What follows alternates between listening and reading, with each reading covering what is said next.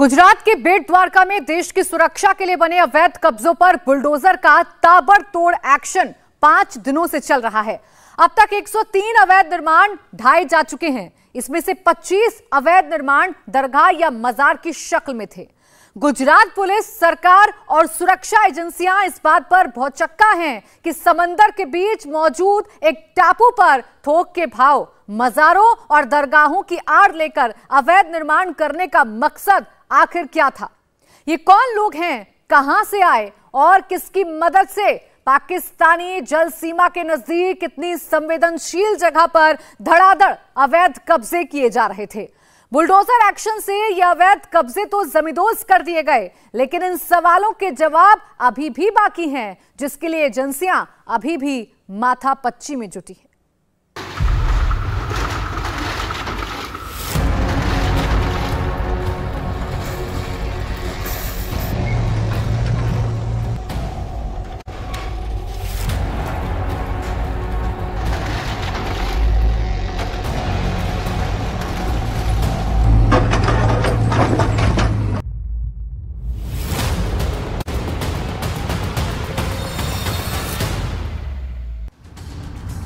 Bulldozer चलता गया और छत, दीवारें, खंभे धड़ाधड़ गिराता गया।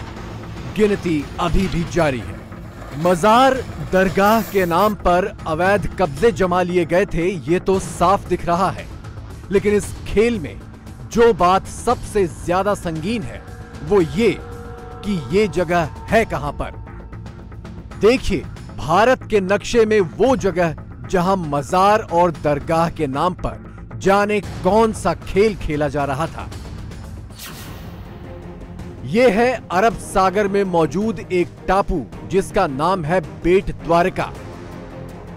इसके उत्तर पूर्व की ओर 57 नॉटिकल माइल दूर पाकिस्तान का कराची बंदरगाह और पश्चिम की ओर करीब 20 नॉटिकल माइल की दूरी तय करके सड़क के रास्ते भारत के जामनगर एयरबेस तक पहुंचा जा सकता है।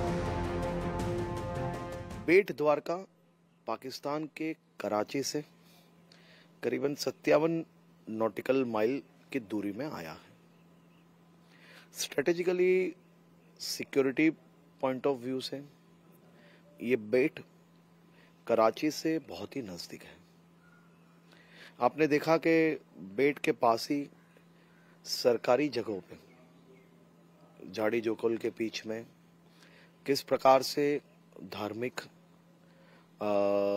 इमारत खड़ी की गई। सिक्योरिटी पॉइंट ऑफ व्यू से भी देखे जाए तो इस प्रकार से बॉर्डर के पास जो है वो इलीगल एक्टिविटीज जो है उसको बंद करना। इतने संवेदनशील टापू पर दर्जनों के भाव बनी इन मजारों और दरगाहों के नाम ना तो जमीन के कागजात हैं, ना कोई सरकारी इजाजत। बेट द्वारका की धरती पर खड़े इन अवैध निर्माणों पर लहराते इस्लामिक झंडों को लेकर अहमदाबाद से दिल्ली तक सरगर्मियां तेज हैं। कई सवाल हैं। क्या समंदर के बीच भारत का ये टापू भारत के खिलाफ ही साजिशों का नया अड्डा बन गया है? क्या इस्लामिक कट्टरपंथियों ने एजेंसियों की निगाह से बचने के लिए समंदर में नया ठिकाना बना लिया है? गुजरात के आखिरी कोस्ट पर स्थित बेट द्वारका में जो ऑपरेशन क्लीन अप चल रहा है, उसके तहत आप देख सकते हैं तमाम जो इलीगल प्रॉपर्टीज हैं बेट द्वारका की वो तोड़ी जा रही हैं। पिछले 4 दिनों से लगातार ये ऑपरेशन जारी है। ये एक दिन में नहीं हुआ है। ये जो पूरा सिलसिला इन स्ट्रक्चर्स को खड़ा करने का, ये पिछले कई सालों से चलता आ रहा था। और क्योंकि ये एक आइसोलेटेड टापू है, इसलिए बहुत सारी एक्टिविटीज पता नहीं चलती हैं। धीरे धीरे इनका जो प्रभुत्व है वो बढ़ता जाता है। आप द्वारका की पहचान पूरी दुनिया में भगवान कृष्ण की नगरी के तौर पर है। द्वारका का ही एक हिस्सा है ये टापू बेट द्वारका। लेकिन कृष्ण की हजारों साल पुरानी नगरी में ये अवैध ढांचे किन नामों की आड़ में खड़े किए गए थे, चंद नमूने देखिए। आलम शाह पीर, हजरत दौलत शाह पीर, कमरुद्दीन शाह पीर, दरगाह सिद्दी बाबा, दरगाह बालापर। ये प्रॉपर्टी जो है इसको किस पैमाने पे हम आइडेंटिफाई कर रहे हैं। क्या इसके डिसएडवांटेज हैं यहाँ पे खड़े होने के? देखिए, कोई भी प्रॉपर्टी जो कोस्टल लाइन पे है और उसकी अगर ओनरशिप स्टैब्लिश नहीं है, उसकी जमीन किसकी है ये स्टैब्लिश नहीं है और उस पर अचानक से कोई स्ट्रक्चर आ जाता है तो वो अपने आप में सबसे बड़ा थ्रेट है। तो पहले ही राउंड में ऐसी प्रॉपर्टीज को आइडेंटिफाई करा गया जिसकी कोई लीगल सैंक्टिटी नहीं है, जिसके पास कोई प्रॉपर डॉक्यूमेंट्स नहीं है। उनको आइडेंटिफाई करने में जब टीमों ने आइडेंटिफाई किया तो वो मार्क करके फिर हमने एक एक करके उसका डेमोलिशन की कामगिरी प्रॉपर प्रोसीजर फॉलो करके शुरू करी है। सवाल उठता है कि ये कौन लोग हैं जो समंदर के बीचों बीच ऐसे शातिराना तरीके से अवैध कब्जा जमा रहे हैं। अवैध कब्जा करने वाले ये लोग बेट द्वारिका टापू में कहां से आ गए? बेट द्वारिका में इस तरह से दरगाहों की आड़ में अवैध कब्जे के पीछे इनका मकसद क्या है? कौन से इरादे से और खास तौर से ये फंड कहां से आया? इतनी बड़ी इमारत बनानी, वो इमारत के पीछे क्या काम हो रहा था, इसके कहां से ताल्लुकात हैं, ये सभी विषयों पर भी ऑलरेडी तहकीकात हो रही। इन सवालों का जवाब काफी हद तक आपको इन तस्वीरों से मिल जाएगा। एक छोटे से टापू पर अवैध कब्जा हटाने के लिए पहुंची पुलिस फोर्स को देखिए। हालात ऐसे हैं जैसे किसी जंग के लिए फौज उतारी गई हो। 50, 100, 200 या 300 नहीं, पूरे 1000 पुलिस वाले इस कार्रवाई के लिए बेट द्वारिका टापू पर बुलाए गए। सिपाही, सब इंस्पेक्टर, इंस्पेक्टर के अलावा एसपी और आईजी रैंक तक के अफसर मोर्चे पर उतर गए। देवभूमि द्वारिका जिले के कलेक्टर खुद इस पूरी कार्रवाई की निगरानी के लिए मौजूद थे। आसमान में ड्रोन कैमरे मंडरा रहे थे। इस टापू की हर सड़क, हर गली, हर बस्ती में इस फौज ने पैदल मार्च किया, तब जाकर इन अवैध मजार और दरगाहों पर बुलडोजर एक्शन हो पाया। तो यहाँ ऐसे स्ट्रेटेजिक लोकेशन पे तो हमारी टीम पुलिस के साथ डिफरेंट डिपार्टमेंट में इन्वॉल्व, ऑलमोस्ट ऑल डिपार्टमेंट, तो देख के जो इलीगल कंस्ट्रक्शन हुआ है और specially which is threat for securities, तो सारे देख के पूरी पुलिस और प्रशासन साथ मिलके ये ड्राइव चला रहे हैं और जो भी ऐसी चीजें सामने जो भी निकल के आ रही है बिल्कुल हाई हैंडेडली उसे कवर करते हैं। सवाल उठता है कि पुलिस और प्रशासन को इतनी भारी भरकम कार्रवाई की जरूरत क्यों पड़ी? क्या ये दरगाहें रातों रात खड़ी हो गई? अगर नहीं तो अवैध मजारें जब खड़ी की जा रही थी तब पुलिस और प्रशासन कहां था? बेट द्वारका में कोई पुलिस थाना नहीं है, सिर्फ एक पुलिस चौकी के जरिए यहाँ की कानून व्यवस्था संभाली जाती है। इस टापू पर सुविधाओं की भारी कमी है, जिसके चलते यहाँ पहले से रहने वाली ज्यादातर आबादी पलायन कर रही है। लेकिन इसी दौरान बाहर से आने वालों की तादाद बढ़ गई है। बाहर से आने वालों में ज्यादातर लोग मुसलमान हैं। आवाजाही के इस असंतुलन के चलते बेट द्वारिका की आबादी का अनुपात भी बिगड़ गया है। इस टापू की छोटी सी आबादी में अब करीब 85% मुसलमान और सिर्फ 15% हिंदू रह गए हैं।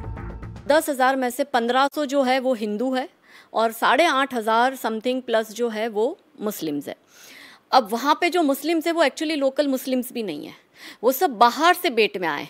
फिशिंग का एक वहाँ पे मेन बिजनेस जो है वो है। वहाँ पे एकदम से डेमोग्राफी इम्बैलेंस हो गया है।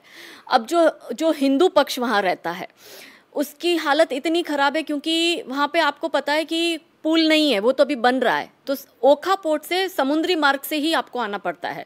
तो जो नाविक है, जिनकी नाव है, वो सारे मुस्लिम्स हैं।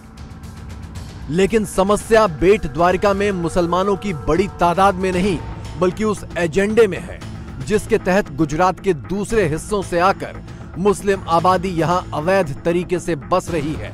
न सिर्फ बस रही है, बल्कि मजार और दरगाह की आड़ में उस असल खेल पर पर्दा डाला जा रहा है जो देश के लिए बड़ा खतरा बन सकता है। और इसी का सबूत है इतना भारी भरकम पुलिस एक्शन, जिसके बगैर ऐसा ऑपरेशन मुमकिन नहीं था। ऐसा नहीं है कि इन अवैध दरगाहों पर हाथ डालने की कोशिश पहले नहीं की गई, लेकिन हर बार 150 पुलिस वालों की टीम अवैध कब्जाधारी मुसलमानों की भीड़ के आगे बेबस पड़ जाती थी और बैरंग लौट आती थी। एक जो कम्युनिटी है मुस्लिम समुदाय की, उसके करीब 85% पॉपुलेशन इस छोटे से टापू पर हो गई है कुल पॉपुलेशन में से। जिन लोगों ने ये स्ट्रक्चर बनाए हैं उनके भी मूवमेंट जो हैं वो काफ़ी सस्पिशियस देखे गए थे, इसीलिए इस ऑपरेशन की अहमियत और बढ़ जाती है, क्योंकि इस प्लेस का जो लोकेशन है वो भी काफ़ी स्ट्रेटेजिक है। बेट द्वारका पर चल रही सिलसिलेवार संदिग्ध गतिविधियों और अवैध कब्जों के खिलाफ जब गांधीनगर में हलचल तेज हुई, तब एजेंसियों ने यहां का गुपचुप सर्वे करना शुरू किया। सर्वे में क्या निकला सुनकर आप भी चौंक जाएंगे। सारे अवैध कब्जाधारी मछली पकड़ने का काम करते हैं, लेकिन इसकी आड़ में कुछ और भी है जो पक रहा है। यहाँ पे जो लिंक हैं, ऐसा भी पाया गया है इन्वेस्टिगेशन में। पहली चीज ये है कि ये पैसा कहाँ से आया, किसका इन्वेस्टमेंट है, ये सारे मुद्दों पे भी इसका इन्वेस्टिगेशन जारी रहेगा। दूसरा, यहाँ पे ऐसा भी देखा गया है कि कई बार हमारी जो बाउंड्री है हाई सीज में वो क्रॉस की जाती है, तो उन लोगों को भी आइडेंटिफाई किया गया। कुछ ऐसे भी लोग हैं जो किसी न किसी मोटिव के तहत यहाँ पे कुछ ना कुछ इलीगल कंस्ट्रक्शन कर रहे हैं, तो ये हाई टाइम था कि इसको सबको डेमोलिश किया जाए। कई अवैध कब्जाधारियों की नावें कई बार अंतर्राष्ट्रीय समुद्री सीमा को पार कर चुकी हैं। हाजी गनी पिलानी नाम के एक शख्स का बेटा ड्रग तस्करी के केस में पकड़ा जा चुका है। पिलानी का दूसरा बेटा पाकिस्तानी जेल में बंद है। एक और शख्स सफर पांजरी ने CAA NRC के नाम पर यहाँ के मुसलमानों को जमकर भड़काया था। बेट द्वारका के अलावा दूसरे टापुओं पर भी बाहरी लोगों की नजर गड़ चुकी है। आसपास कुल 42 टापू हैं, जिनमें से 5 टापुओं पर अवैध दरगाहें हटाई गई हैं।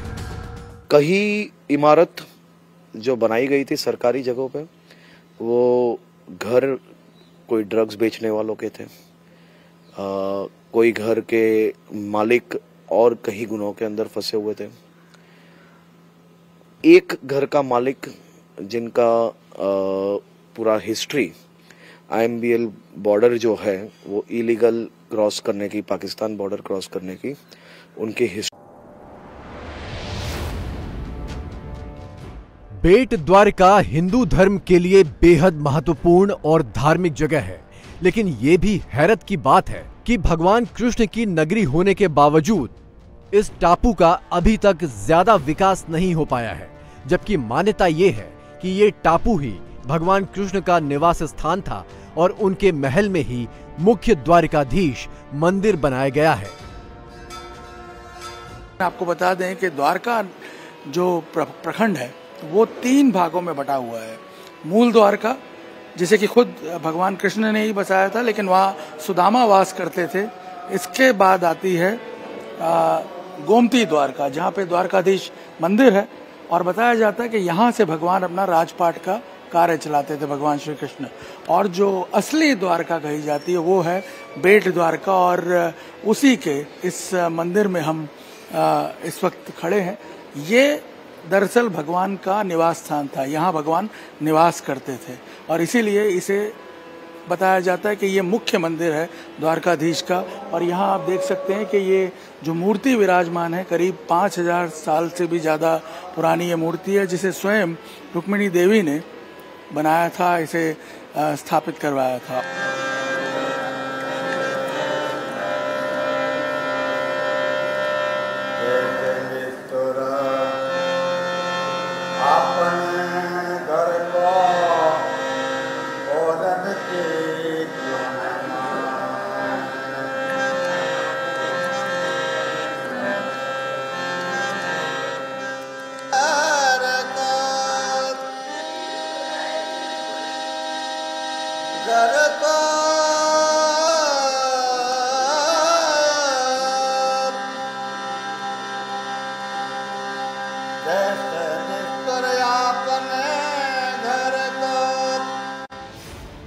लेकिन भारत की हजारों साल पुरानी विरासत पर कट्टरपंथी निगाहें कुछ ऐसी गड़ी कि द्वारिकाधीश मंदिर को चारों तरफ से अवैध दरगाह और मजारों से घेर दिया गया। हैरत इस बात की भी है कि ऐसी जगह जहां पहुंचना इतना मुश्किल है, यहां अवैध निर्माण के लिए इतना माल असबाब पहुंचाया कैसे गया होगा।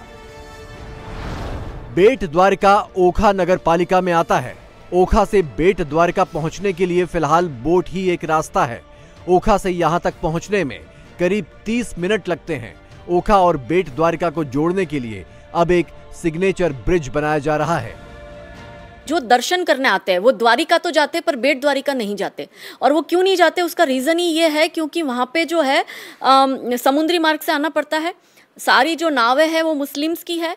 अगर तुम्हें जाना है तो फिर वो 5-5 हज़ार 10-10 हज़ार भाड़ा करते, जो भाड़ा 25 रुपये है। ओखा में बिजनेस है। अब ओखा में जब बेट से अपने हिंदू बच्चे को काम पे जाना पड़ता है तो इनको पता है कि नाविक सारे मुस्लिम हैं। उसने देखा बेट का हिंदू लड़का है तो वो अपना जो भाव है वो क्या करेगा, जो उस वक्त टिकट 8 रुपये चलती थी, ये लोग 100 रुपये लेते थे। तो जाने का 100 रुपया, आने का 100 रुपया, यानी 200 रुपये रोज का हिंदू लड़का देगा तो कमाएगा क्या, खाएगा क्या और बचाएगा क्या। लेकिन फिलहाल एकमात्र रास्ता बोट के जरिए ही है। बोट के सफर के जरिए जब इंडिया टीवी रिपोर्टर निर्णय कपूर इस टापू पर पुलिस एक्शन की कवरेज के लिए पहुंचे तो करीब 2 किलोमीटर तक उन्हें कच्चे रास्तों पर चलना पड़ा, तब जाकर वो अवैध कब्जों की जगह तक पहुंच पाए। और बेट द्वारका का भी बहुत बड़ा हिस्सा वीरान पड़ा हुआ है, जैसे कि ये प्लॉट नंबर 55 आप देख सकते हैं, ठीक समुद्र के किनारे है और यहाँ पहुंचना भी बहुत दुर्गम है। लेकिन ऐसी जगह पे भी, इनफैक्ट ये जो प्लॉट नंबर 55 है, सरकारी रिकॉर्ड्स में ये सरकारी जमीन दर्शाई गई है, लेकिन कोई यहाँ आ भी नहीं सकता। ये पूरा एक जंगली इलाका है, वेस्टलैंड है। और लेकिन यहाँ पे भी आप देख सकते हैं कि इतना बड़ा स्ट्रक्चर, ये जो है इसको सिद्धि बाबा की दरगाह कहा जाता है। और ये प्लॉट नंबर 55 पे कब बन गई किसी को पता ही नहीं चला। जितनी मुश्किल अवैध कब्जाधारियों को इस टापू तक निर्माण सामग्री लाने में हुई होगी, उससे कहीं ज्यादा मुश्किल प्रशासन को इस ऑपरेशन में हुई। भारी भरकम जेसीबी मशीनों को टग बोट के जरिए टापू तक लाया गया। जेसीबी मशीनें बारी बारी से कई दिनों में यहां तक लाई गईं। टापू तक लाने के बाद मशीनों को दूसरे कामों में लगा दिया गया ताकि अवैध कब्जाधारियों को पुलिस ऑपरेशन का शक न हो। ऑपरेशन के दिन 1000 पुलिसकर्मियों को अचानक से टापू पर पहुंचाया गया। हालात बिगड़ने की सूरत में ओखा में 1000 पुलिस बल रिजर्व रखा गया था। यहाँ मल्टीपल अथॉरिटीज हैं, मल्टीपल लैंड यूज लॉज हैं, फॉरेस्ट लॉ है, नगर पालिका का लॉ है।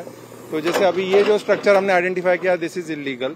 ये मल्टीपल लैंड यूज की वजह से भी कई बार इसका फायदा उठा लेते हैं। हाँ, ये भी होता है। थोड़ा लीगल जो है मल्टीपल अथॉरिटीज होती हैं तो इट्स क्वाइट पॉसिबल कि वो उसका जो है कंफ्यूजन में फायदा उठा सकते हैं।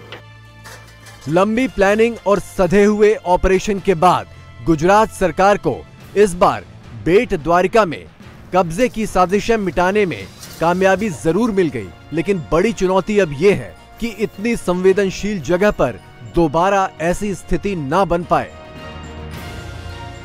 अगर कानून तोड़ेंगे, अगर भूल से भी वापस किसी भी प्रकार की वापस भूल करेंगे तो ये भूल नहीं मानी जाएगी, कड़े कदम उठाए जाएंगे। बेट द्वारिका के अवैध कब्जाधारियों के कट्टरपंथी कनेक्शन को लेकर पुलिस और बाकी एजेंसियों को अब तक क्या क्या मिला, ये बड़ा सवाल है। गुजरात सरकार एक्शन के दौरान मिले तमाम सबूतों को फिलहाल अच्छी तरह खंगालने और एक एक तार अलग करने में जुटी है। पूरी तफ्तीश के बाद ही मजार और दरगाह की आड़ में कट्टरपंथी साजिशों का खुलासा किया जाएगा। इंडिया टीवी हर वक्त हर जगह डाउनलोड करने के लिए सर्च करें India TV news Google play store या ऐप स्टोर पर।